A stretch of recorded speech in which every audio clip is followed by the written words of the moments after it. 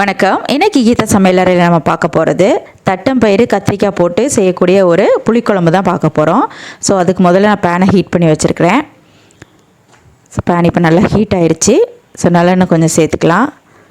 So புளிக்குழம்பு அதெல்லாம் நல்லெண்ணெய் ஊற்றி பண்ணிங்கன்னா ரொம்ப டேஸ்ட்டாக இருக்கும். ஸோ எண்ணெய் காஞ்சதுக்கப்புறமா கொஞ்சம் கடுகு உளுந்து போட்டு பொரிய விட்டுருங்க.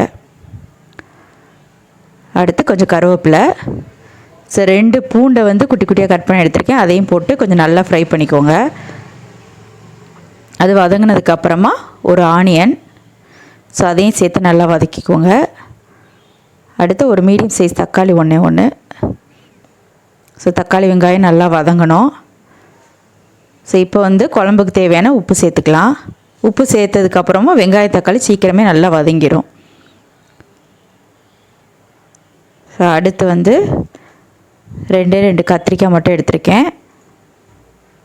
ஸோ அது நீல வாக்கில் கட் பண்ணியிருக்கேன். அதையும் போட்டு வதக்கிடுங்க. கத்திரிக்காய் கட் பண்ண உடனே சேர்த்துருங்க. அப்படி இல்லைன்னா கொஞ்சம் தண்ணியிலே போட்டு வச்சுருங்க, இல்லைன்னா கருப்பாயிரும்.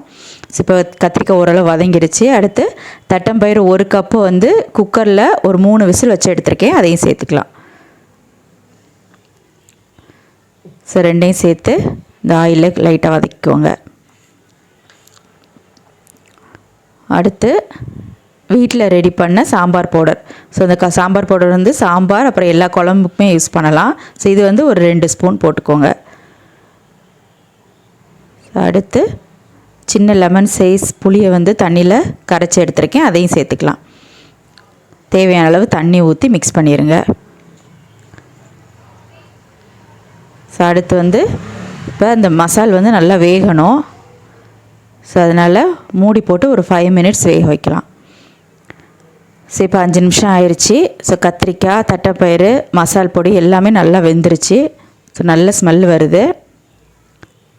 ஸோ அப்படி லைட்டாக வதக்கிக்கோங்க.